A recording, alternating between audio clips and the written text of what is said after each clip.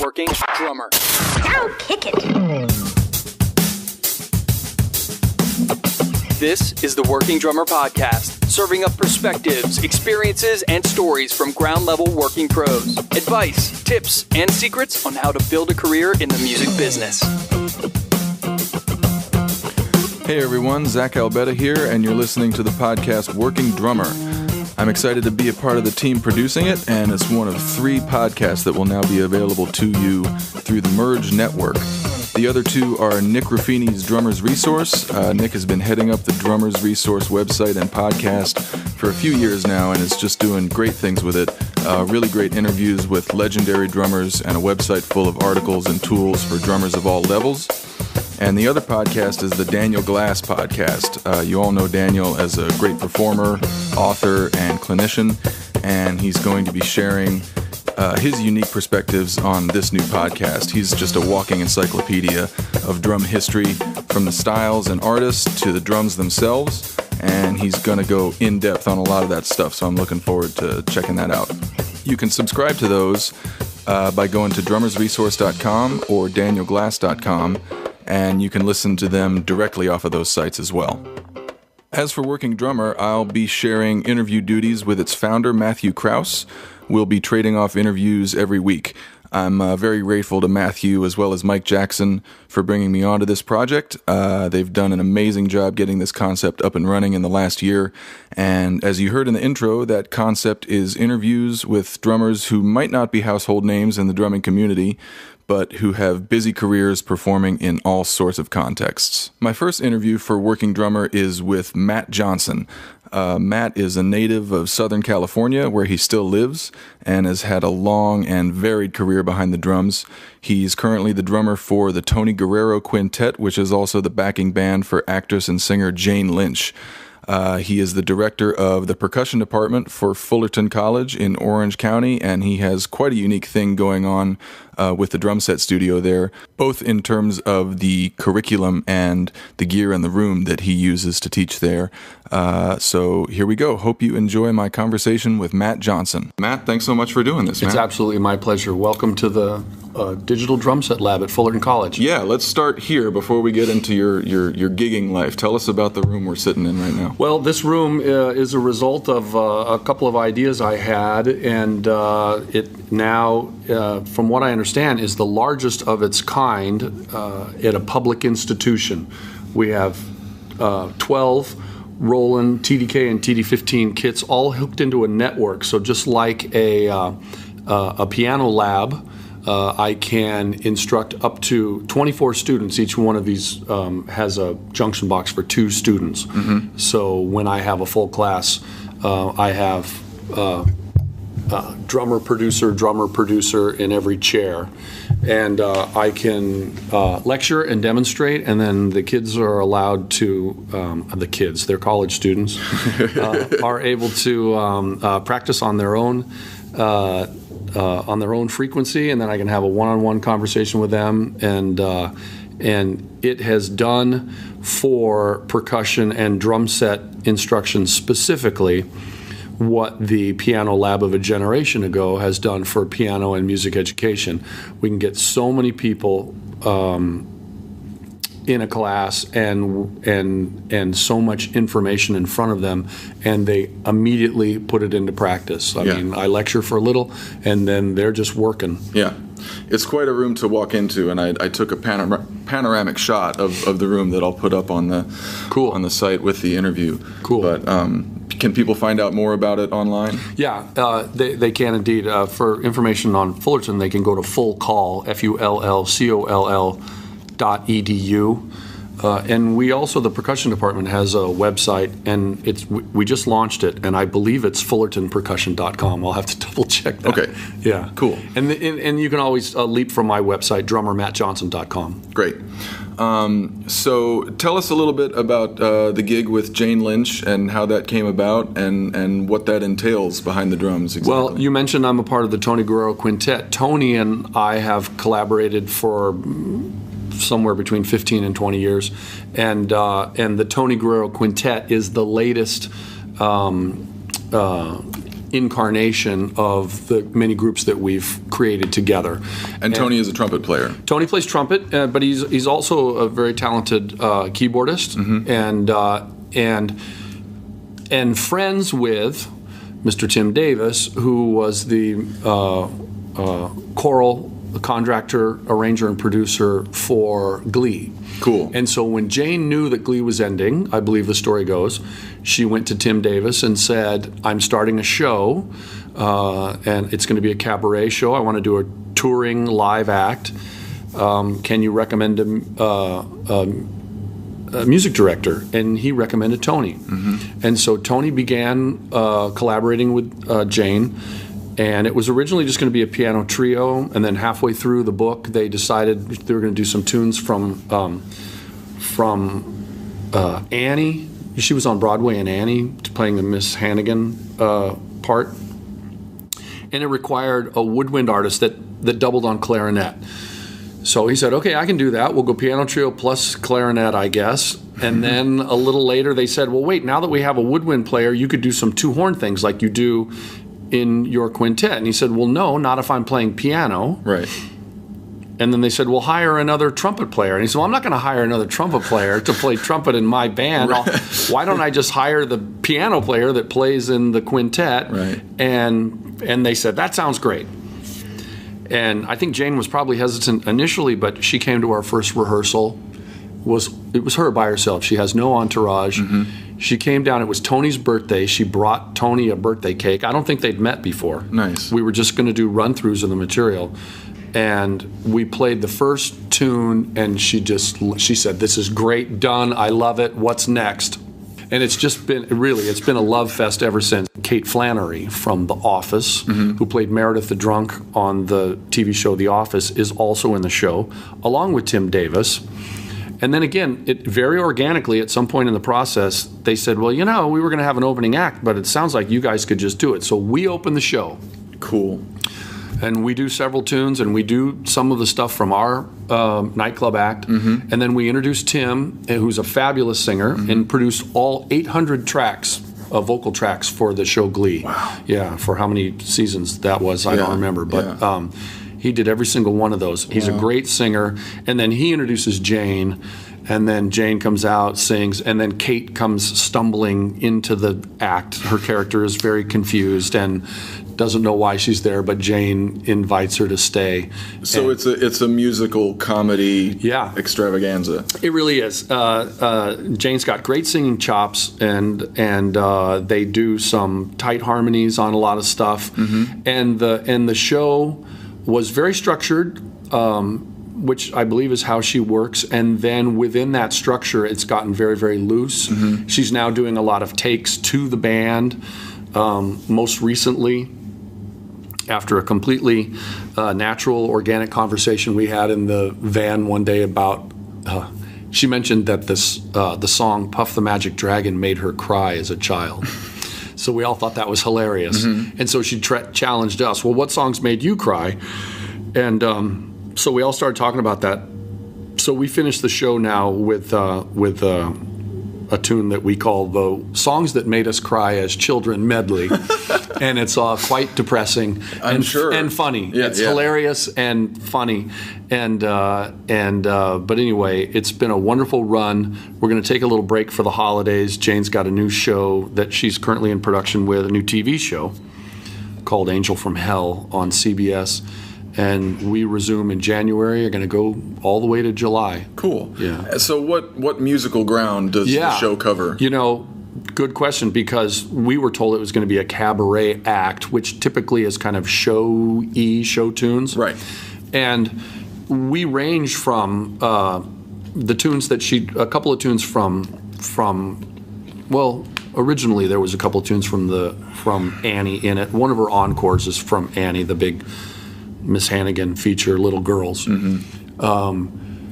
But we do some like early jazz stuff, like Tin Pan Alley. Yeah.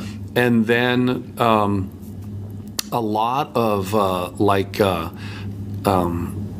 60s pop anthem stuff. Mm-hmm. She does some funny medleys about early sexism in the pop in the pop tunes that she grew up with, and we do some TV themes, and then some novelty tunes. She and Kate years ago did a show called The Real Life Brady Bunch, where they reenacted scenes from the Brady Bunch live on stage, and it was kind of hilarious. And so a lot of original music was written for that. So we do a tune that's a spoof on Go Ask Alice. From I think, is that the Jefferson Airplane? Go Ask Alice. That's like a psychedelic pop tune. But it's all about the Brady Bunch. So so really from the drum staff, I'm going to veer this thing back to drums here. Yeah. From the drum chair, it's actually quite challenging. Lots of reading. Yeah. And anybody who would be ever empowered to do this chair would have to be able to play from the earliest origins of jazz to swing era to modern pop, and then we also do Nicki Minaj rap. Of course. So wouldn't be a complete show. It really spanned. It wasn't her plan, I don't believe, but it really spans the origins of American pop music from the beginning to this very day. She takes a turn on Anaconda. Wow. She does the whole Anaconda rap, but it's really very funny, because it's intended, well, it's legitimate, but it can't help but be dorky and awkward, with the characters. But, the band nails it.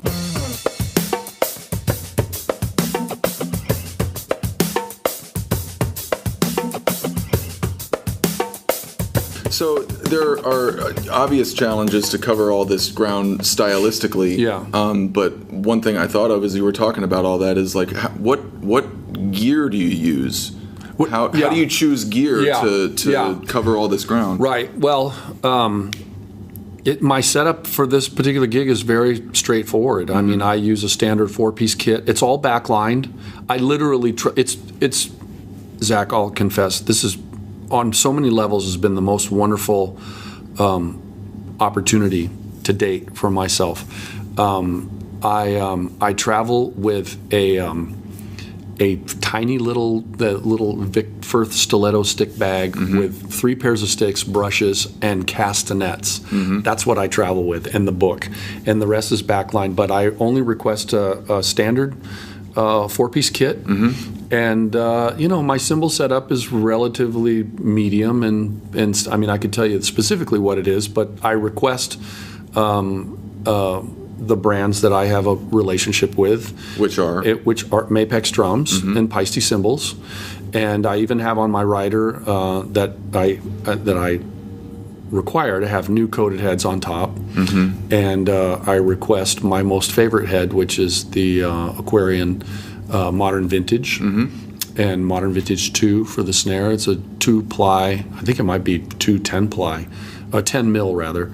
But anyway, I love those vintage Aquarian heads. Yeah. So, I'm playing jazz, pop stuff. I mean, if I went with any kind of clear head, it wouldn't cover the jazz stuff. Right.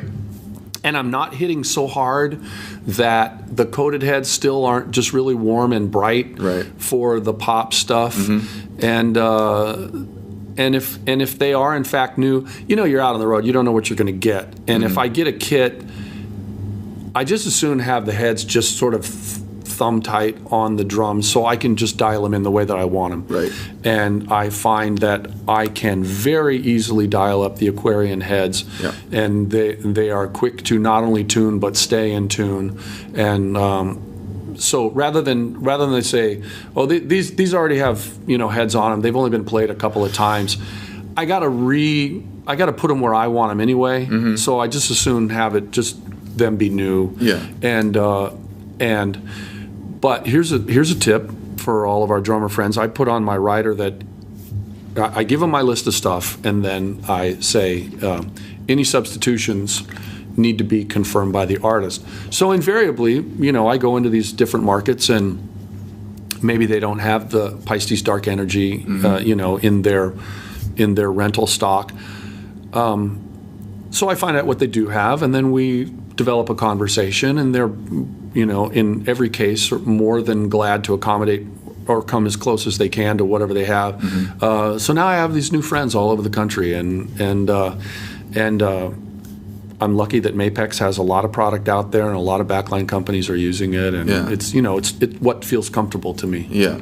So it sounds like you have to kind of shoot for just a middle of the road kind of all-purpose sound. Well, you know what? I think it is, and I think that you not only have to shoot for that, but I think it's most appropriate for this. I mean, I'm playing big houses where there's sound support for everything's mic'd, and we say this is a cabaret show, but you're actually doing theaters. Yeah, like you're not doing little clubs. Yeah, well, you know what? We're doing both. I mean, we did a residency at Joe's Pub in New York, where that's maybe a couple 300 seats, maybe. It's like a legit club. Yeah.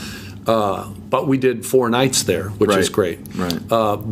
And I do believe in June we'll be up in the Northwest where we're going to do something else similar to that. But for the most part, it's like 2,000 to 3,000 seat performing arts centers. Wow, that big. Yeah, cool. Yeah, cool. We've played some of the greatest rooms, from Atlanta Symphony Hall to last week we were at Minneapolis Orchestra Hall, and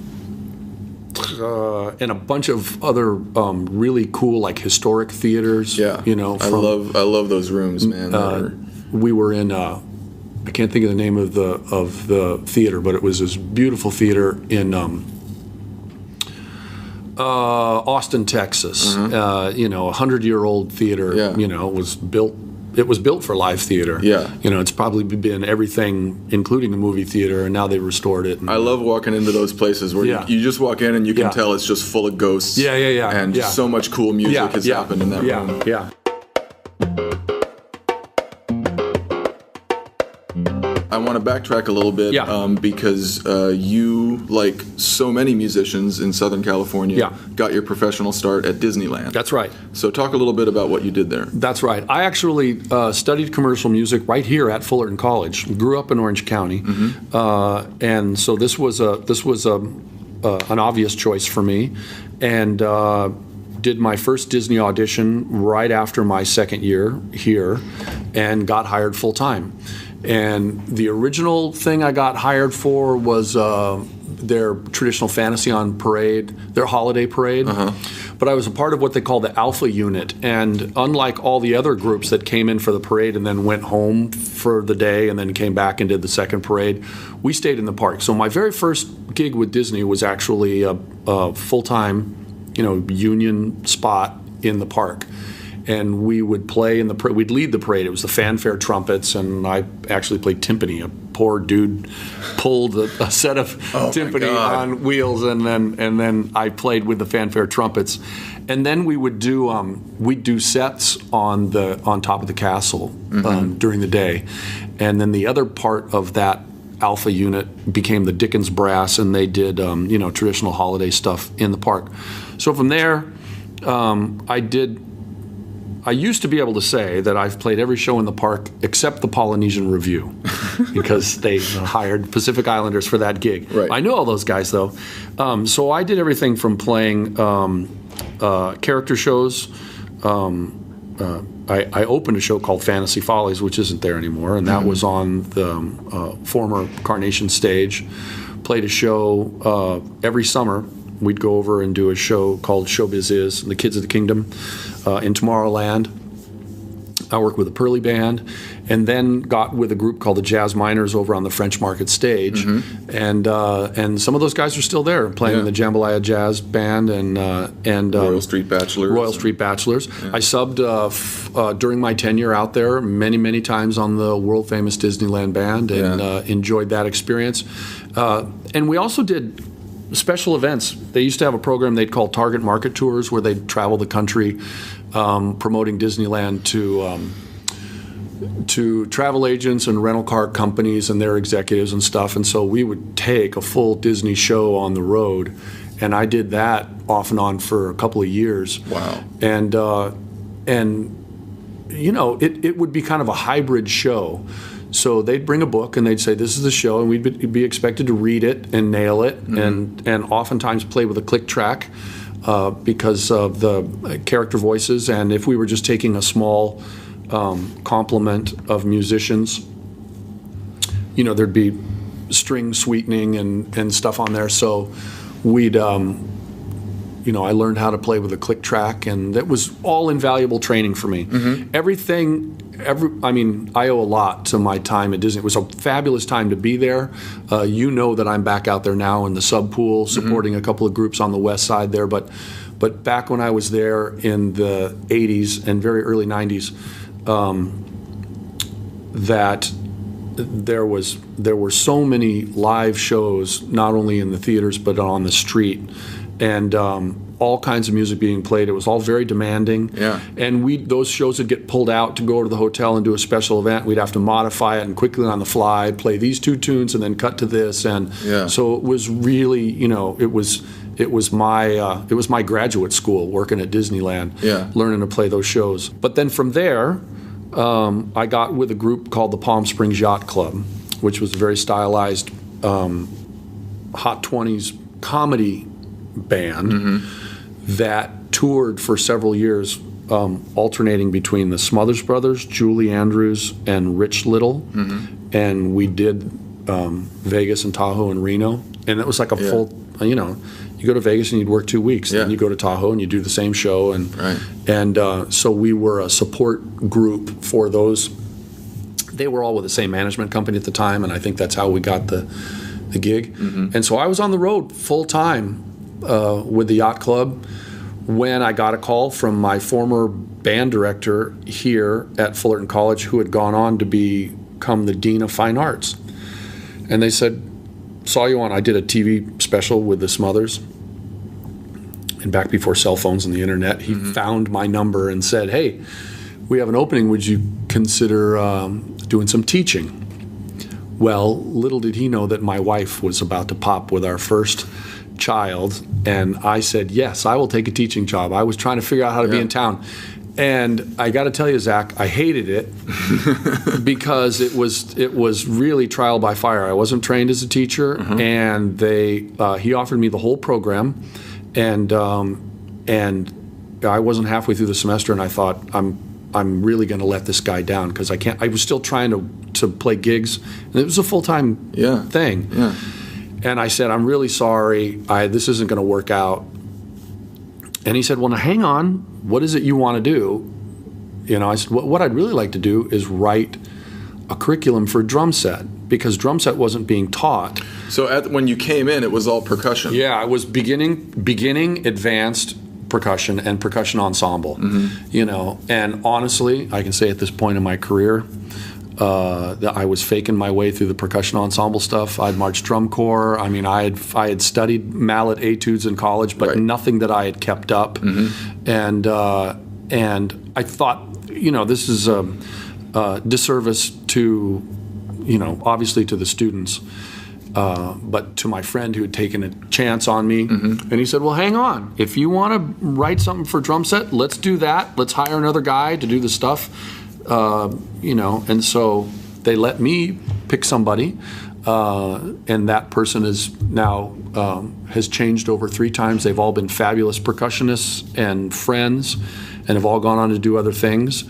And so I am mid-semester in my 23rd year here at Fullerton College, and I've been teaching drum set studies for the bulk of that. And what started as just a single drum set class, now we teach several sections of 3 levels of drum set: intro, and then an intermediate drum set class and an advanced drum set class. Wow. Yeah, it's really cool. How many students you got?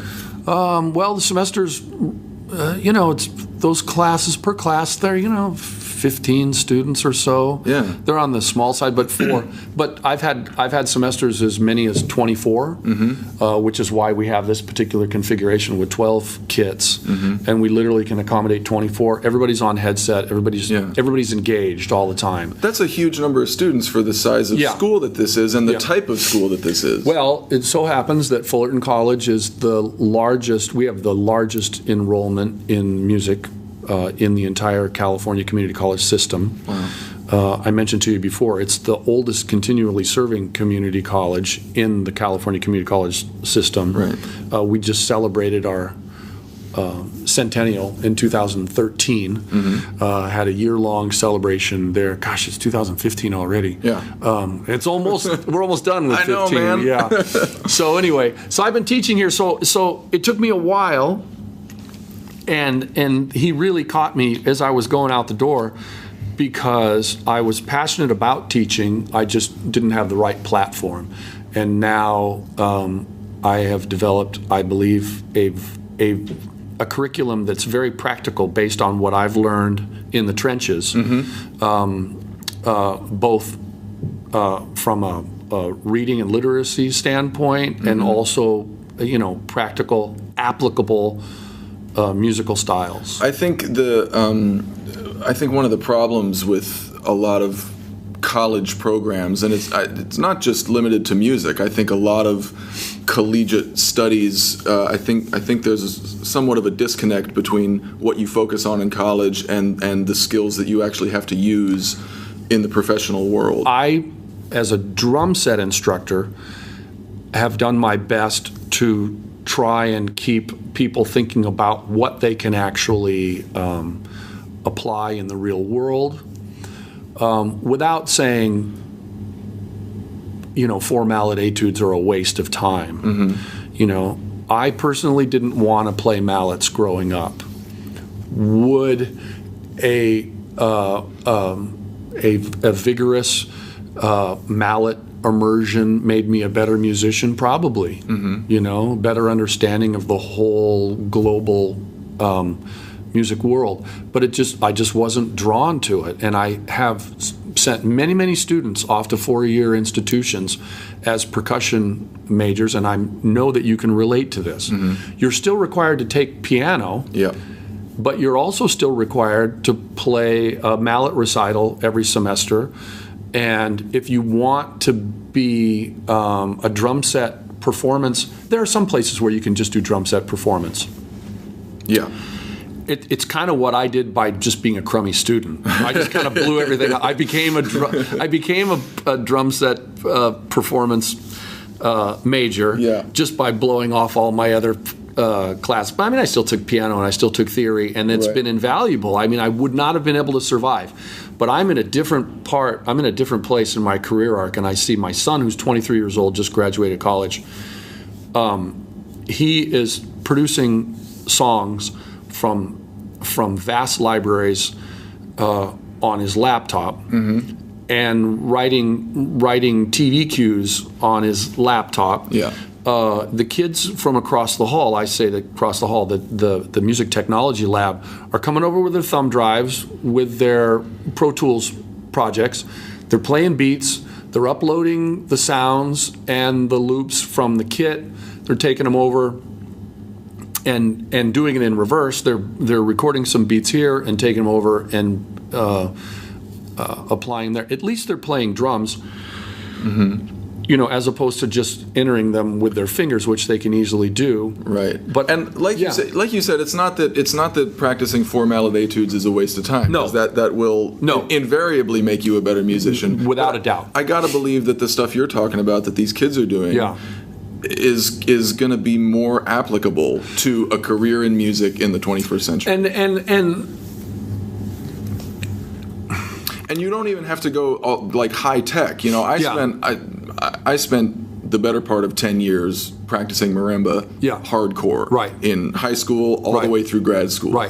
And for years I kind of defended it. I said I learned all kinds of musicality, music theory, harmony through playing the marimba.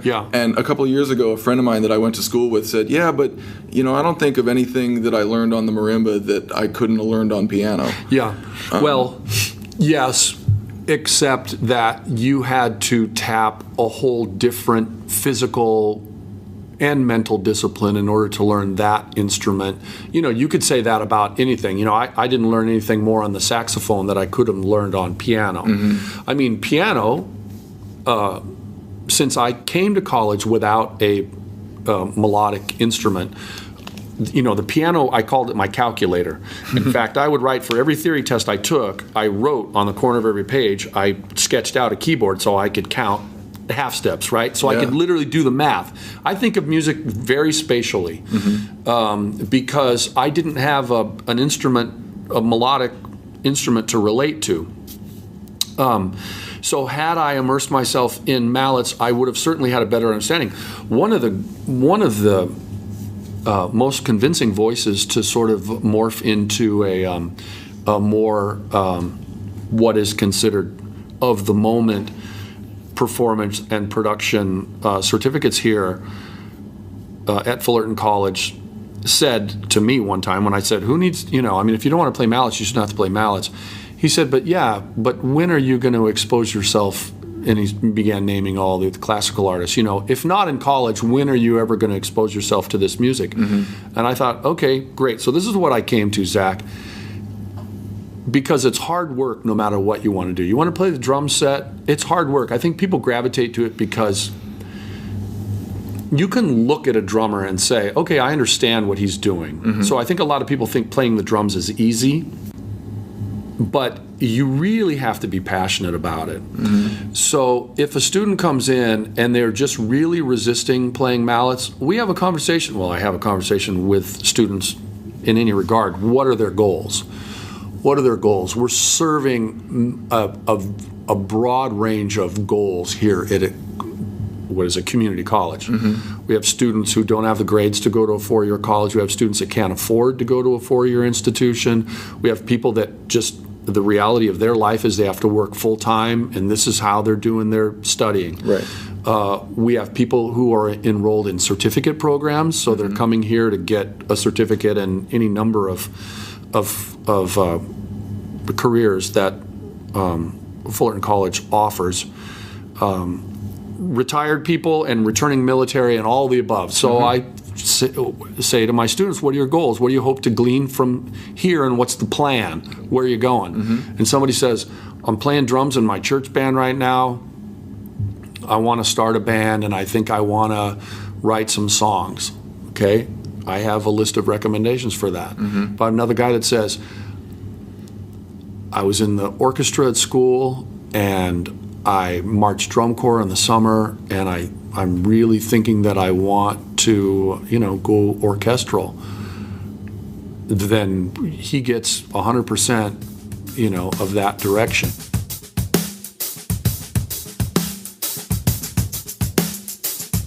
Another aspect of the music business that I think is not talked about enough in college programs is just the overall concept of entertainment.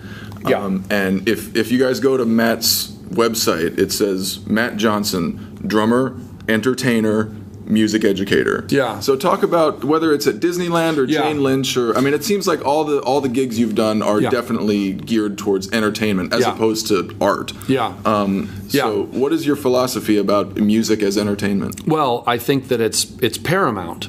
It's paramount, and I have my Disney education to thank for that.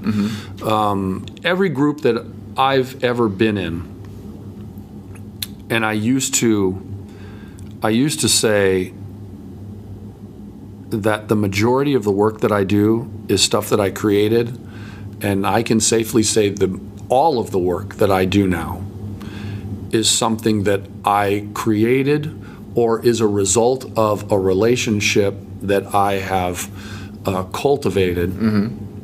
And it kind of goes hand in hand with what you asked me, because the presentation, and in fact, I just handed you our new CD from the Tony Guerrero Quintet called The Thing Is, and you said, oh, look how dapper. You are a very experienced entertainer yourself, and you responded very positively to that album cover, which happens to be us in suits. Every group I've ever been in, I've wanted it to be very stylized, whether it was the Palm Springs Yacht Club, which had a very, we wore white flannels and blue, double-breasted blue blazers, to have a very particular kind of look, all the way up to the Tony Guerrero Quintet, which is also known as the Jet Set Quintet. If I said Jet Set Quintet, that would elicit a very particular kind of Mad Men kind of vibe. Right. That's what the Tony Guerrero Quintet is. And I think that it's been important for me to have a very well-developed idea of what your project looks like, because that people are just going to judge you on that. It doesn't matter how badass you are. Yeah. When they see you, they go, "Oh, okay, he's that." Right. You know, when I open up Modern Drummer magazine and I see a guy sitting behind a massive kit wearing a black t-shirt and all tatted up, I'm like, "Okay, he's that." It's just natural. Yeah. You know, if he's sitting behind a 28-inch bass drum with a little leather tack drum and a jacket and bow tie, I say, okay, he's that. Right. You know, and when I say he's that, that's shorthand for all the musical styles that I believe that to be, whether I've listened to them or not. So we're all being judged at that level. So I think, you know, it's really important to set yourself apart as well. Yeah. You know, you can't throw a rock without hitting a drummer. Right. And you know, there's 5 jobs out there, which is why when a drummer says, "Well, I like drums. I mean, I marched in the drum corps. Maybe I'll play marimba." I'm like, "No, man, you gotta want this more than anything in your life." Yeah. I mean, you can play marimba or drum set or saxophone or whatever for personal enrichment, but if you're talking about, you know, getting to a point where someone's going to hire you, you have to be really willing to invest in the time and the competition, you know, that is in front of you. Yeah. So I always feel that the musician in any project I'm in, and if you invite me to be in your project, don't waste my time for very long, because I want it to look good and I want it to sound good. I want every project I'm in to be a great band. Right. And I've played in some bands with some great musicians, but they weren't necessarily great bands. And the TGQ is a great band. And I'm not just saying it because I'm just full of it. You know, we spend a lot of time on, and not choreographing it, not making it look, you know, like the Partridge Family or something stiff. Right. You know, but it's got to fit a visual image. Has to support the music and around. Yeah. Speaking of competition in the drum world, you know, everybody talks about you got to be versatile. Yeah. You got to be able to play a bunch of different styles, and that's kind of hammered into us from the start.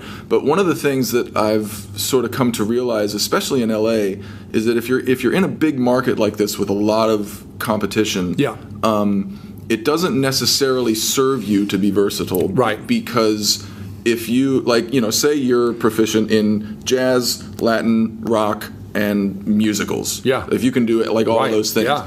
That's great, but in a place like LA or New York, there are going to be 5 guys who that's all they do. Right. You know, they're not interested in those other 3 things. They are a jazz player. Right. Or they're not interested in those other 3 things. They are a rock drummer. Right. So how do you balance, or what's your advice about balancing versatility versus specialization? Right. Okay. All right. Feel free to put this right up front, because this is really, really important. I feel this is one of the most important things I can lay on my students. I mean, kids who are coming, paying money, taking time out of their lives to prep themselves for hopefully a career. When I went to school, the studio business was, the only place to record music was in a big studio-owned facility. And, you know, to be a studio musician in LA was the thing to be. And just per your intro to this, we were told you got to be able to play every style and you have to be able to read anything. And that's what you did. And then once you became that versatile, there's no work that you couldn't do. Mm-hmm. Well, so I wasn't even out of college when large studio system started dying, and the advent of the Porta Studio and drum machines and the like really diminished almost overnight the amount of work that drummers could do. When I was studying and trying to be a well-versed studio musician, there would be people on the periphery of our music program that were only rock drummers, that only played in a band. That was unheard of. That was laughable. We laughed at those guys. You were like, you play a style, take off. Right. And we've kind of circled back around to, and I personally have circled back around to, decide what it is you want and create it. And I realized, I'm going to tell you the story in a second, but I realized that that's the way I've always thought. Yeah, I could play, mambos and songos and cha-chas and sambas and know the difference between them and when to play which. But if I only wanted to play 20s jazz, how was that serving me? Well, it was serving me because I was really good on the instrument. I had the mechanics. I could insert a little bit of this or a little bit of that when I could get away with it. But just a few years ago, in 2008, when the economy went through the floor, all of a sudden my phone started ringing, conspicuously being rung by people that I would have paid money to work with in previous years, and they'd call me, and this is how the conversation would go. Hey, Matt, how's it going? And I'd say, everything's good, man. What's up? Well, hey, I just thought it's been a long time, and maybe it's time we should, work together, collaborate on something. I'm like, that is so great. What did you have in mind? And then they would reply, well, whatever you come up with. Anything you think of, let me know, because it'd be great to work with you. And I'm like, okay. And I scratched my head. And so literally that happened a couple of times. And because everybody all of a sudden was beating the bushes. Everybody was locked into their own little, universe, right. Orbit. Right. We all get into our orbits. And so when that dries up, you kind of start reaching out. And people weren't trying to be malicious. They were just uncomfortably saying, I need work. Do you have work? And so very quickly, I decided I would just kind of turn it back on them. And I truly believe I was trying to be helpful, because I was also searching, I was also trying to make sense of, here I've supported myself, bought cars and bought a house and put a couple of kids through college, and am putting kids through college. And I'm freaking out too, right? There was always work. So let's say, Zach, that money is not an issue. What would the Zach experience sound like? What would it look like? You're calling me and asking me for work, and that's cool. And the first chance I get, I'm going to think of you. But in the meantime, what's your ultimate project? And almost to a person, they'd say, well, gosh, I never thought about it. I mean, these are people who are clearly infected by the music bug, and they became musicians because at some point they loved music, right. But they were so talented, and these are not pikers I'm talking about. These are people who are very talented. They became so talented and so versatile and so in demand that when given the opportunity to do their own thing, they were at a loss for what that would be. So that's when I decided that I was going to focus on projects that I really want to happen. So when I told you that all the work that I do is based on something I either created or a relationship that I had cultivated, because I don't write music. I mean, I'm not a songwriter. Yeah. I've always collaborated. I collaborated with Tom Kubas on a fabulous band called Swing Savant that was a hot 30s show band, and traveled the trad jazz circuit, and that group is still talked about.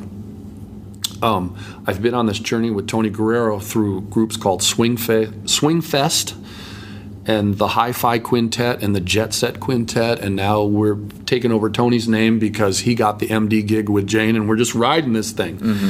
But every step of the way, there has been a conscious sort of design process going on in my head.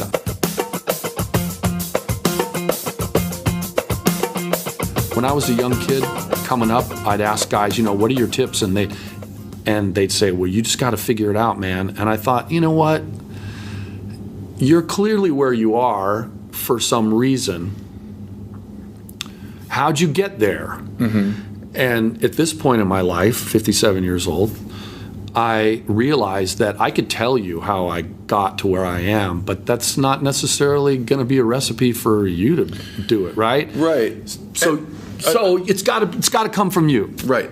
And another thing that I'm sort of hearing from you is that you're not a songwriter. Yeah. You don't write music. That's right. You don't create original material. No. But that hasn't stopped you from creating things that are still yours and still original. It's not that it hasn't stopped me. It's so part of me. In fact, it puts as many people off as it does inspire people.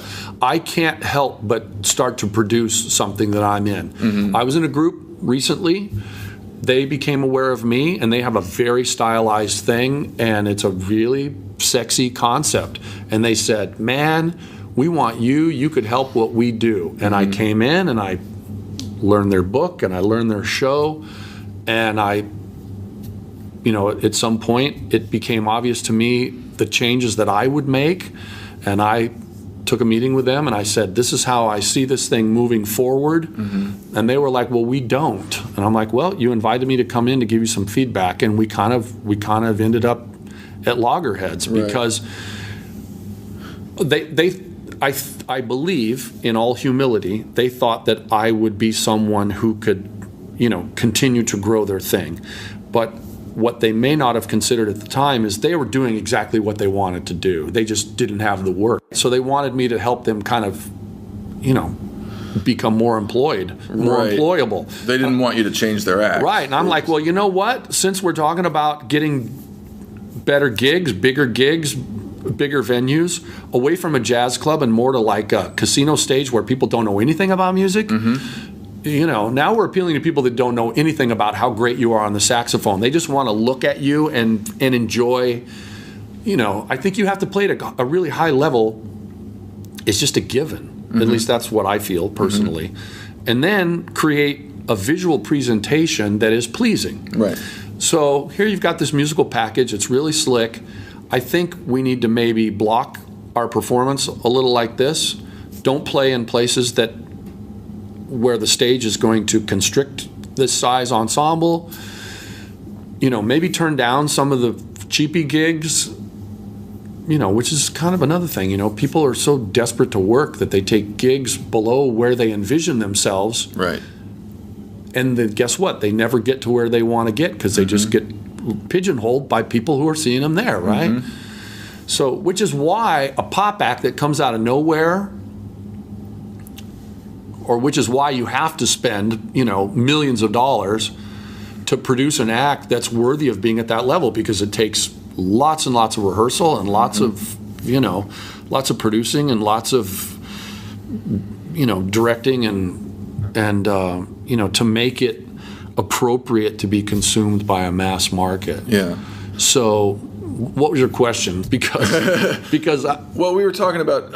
I think one of the reasons that some musicians become those all-purpose versatile guys, or gals, is because they don't feel compelled to write original music. Yeah, well, if you don't feel compelled to be an original voice on your instrument, then the logical next step would be to become a versatile guy. Yeah, but what I hear you saying is that if you're not one of those musicians who original material just comes out of, that doesn't have to stop you from really zeroing in on what you like and what you pursue. Envisioning. Yeah. I think you have to, and I feel strongly, and I say it to my children, and I say it to my students, you have to envision the place you want to be.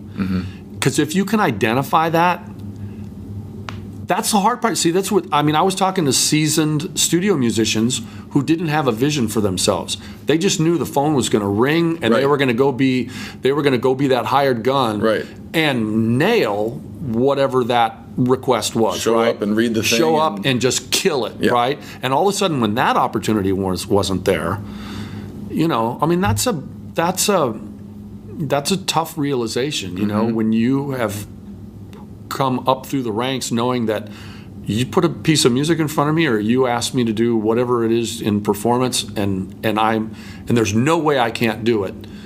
When somebody says, oh, by the way, you can never do that again. I mean, that's crazy, tough. People are jumping out of windows, So I think whether it's music or any other career pursuit or, passion in life, you have to be able to envision it, because if you can envision it, even if you don't, like if I decided today I wanted to be an astronaut, I have no idea what that takes, but I could find out the steps involved in becoming an astronaut, right? Saying that you want to be the best drummer ever is a worthy pursuit, but if you're talking about getting hired, now you have to envision what type of project you want to be in. And to say, hey, I want to be a jack of all trades, hired gun, best at every style, that's cool. Put yourself out there that way. But you got to choose something, because guess what? Nobody's looking for you. Right. Nobody's looking for you. Yeah. And that's really hard for a performer. I'm as every much of a performer as I am a musician. I am drawn to live performance. Right. And so I wish to be out there. And so if I am not in the arena, I get real antsy real fast, which probably fuels my, okay, where do I want to be kind of concept. And for me, it was always seeking out those people around me that inspired me. Right. That piano player that inspired me, and in this case, Tony and I were friends, and I'm like, I have marketing skills. I married a publicist. I learned a lot about that end of promoting a band. So I'm like, I'm down with doing that part of it. If you're willing to supply content, musical content, and this is kind of how I see it. And that vision has changed over the years because of, where the band has gone. Yeah. But and this is something I've realized recently. Like you talked about finding people that you want to play with, finding the people that you're like, man, I need to do something with that guy. Yeah. It's one thing to find those people and get on their radar and hope they hire you for something. It's another thing, because I can tell you've done this, it's another thing to find those people and then hire them for your thing. Yeah. If you're the kind of person that's doing everything that I just said and you're meeting like-minded people, you're both working on stuff. Right. You're both working on stuff. And which is one advantage to studying music in an institution. Yep. You're surrounded by like-minded people who are probably at the same point in their arc, right? They've come to enjoy music. They're hungry to learn more about it, and they're anxious to get out there in the arena. So, I mean, to this day, I work with producers and writers that I met in college. People that I met at Disney. Who are all over the world doing stuff now, and I'm in touch with a lot of them, and still get a chance to collaborate. Yeah. It's a big part. It's a big part of the puzzle, Zach. It's the personal relationships. Find a musician that inspires you, and then go tell that person. That's really what they're craving. Right. It'll make them feel good about you. Then it'll be your opportunity to live up to the responsibility of that statement, and not just like, hey, that guy's great. He looks like an asshole, but I'm going to tell him he's great, and maybe he'll think I'm not an asshole. And so you have to create you have to attempt to create a genuine connection. The people getting hired to play music are connecting on a personal level. Yeah. There's too many talented musicians to suffer an asshole for 2 minutes. Right. So it's not just because you can play. It's not. And more and more, there are people in producing and hiring positions who don't really know the difference between you and the guy that can't play as well. Yeah. It just needs to be a comfortable, personal thing. Right. Right. And hopefully you're inspiring one another. I'm always attracted to people that inspire me. Rather that I'm inspired by. If I see them playing, I'm inspired by that person. I tell them that. That's like, your art moves me. And then if it gets around to talking about what I'm into, then we talk about that. And then if somebody says that, and frankly, that's part of the evolution of my relationship with Tony. We had a piano trio plus trumpet, and he said, I'm hearing organ. And I'm like, you know what? I was just thinking about an organ trio with a couple horn players. And we reintroduced organ into the group that we were working with, and it was because we were both kind of into that at the time,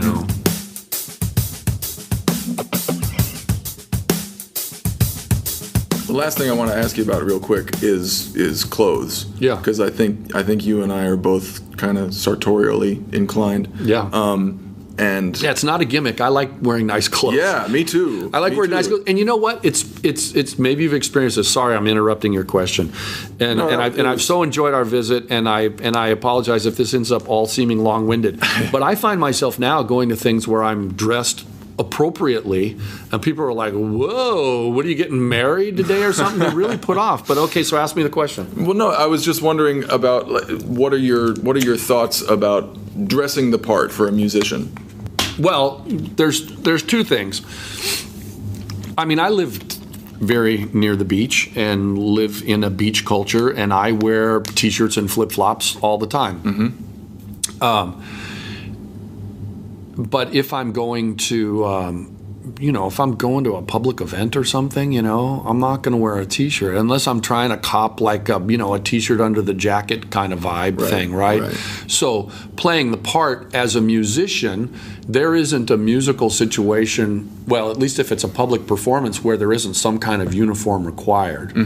So, but I do know, having spent many years contracting live entertainment, that if you say suit and tie, that you also have to specify not coat and slacks, matching suit with hard shoes, because you'll get. For years I used to do gigs and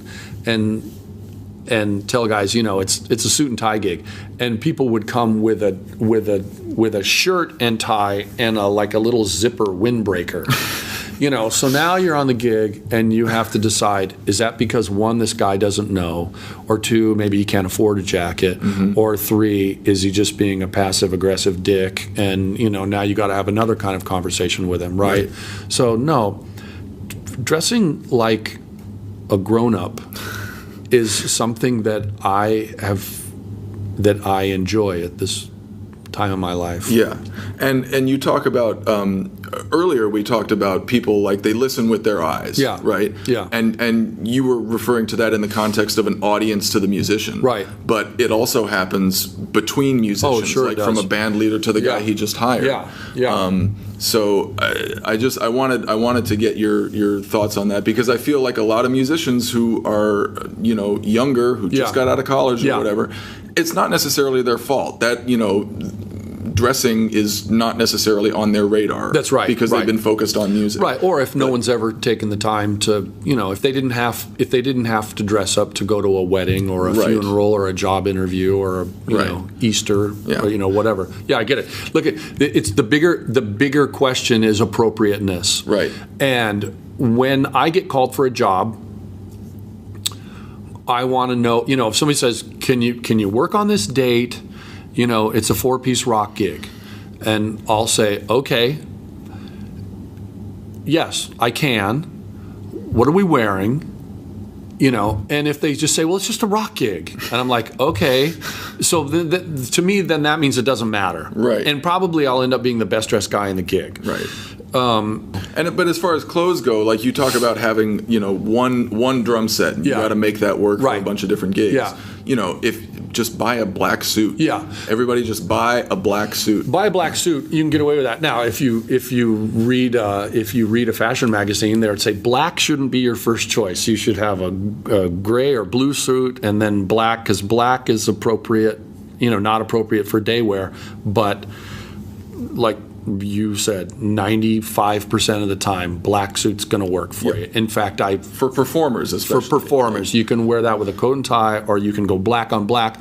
A lot of agency bands just go black on black. Yep. So it looks sharp, but it's all neutral, and being appropriate for the gig. Everything from what you're wearing to what sticks you're playing. And you don't have to spend a ton of money. You can get a secondhand suit. You can get it tailored. No, you don't even have to buy a secondhand suit. You can go to an outlet. Nordstrom Rack. Yeah, you can get a suit that'll last you years for $200. Yep. And that's not going to be the cheapest one you can buy. Right. Yeah. Cool. Yeah, keep it skinny and stay skinny. And you know what? Exercise. Yeah. For God's sakes, exercise. I feel like I need to do the interview over, but just bullet points. Exercise. Learn to read everything. Be a visionary.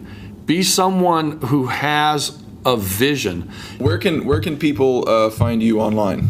DrummerMattJohnson.com. MattJohnson.com. And give us the website for Fullerton again. I think it's FullertonPercussion.com, but you can certainly go to for information on the college, fullcall.edu, FULLCOLL.edu. Come on and take a drum set class and prepare yourself for the future. There you have it. Drummer, entertainer, musical educator, and snappy dresser, Matt Johnson. Thanks so much for doing this, man. Absolutely my pleasure. Man, he's one of those people who combines a lot of cool ideas with the energy and the drive to make them happen.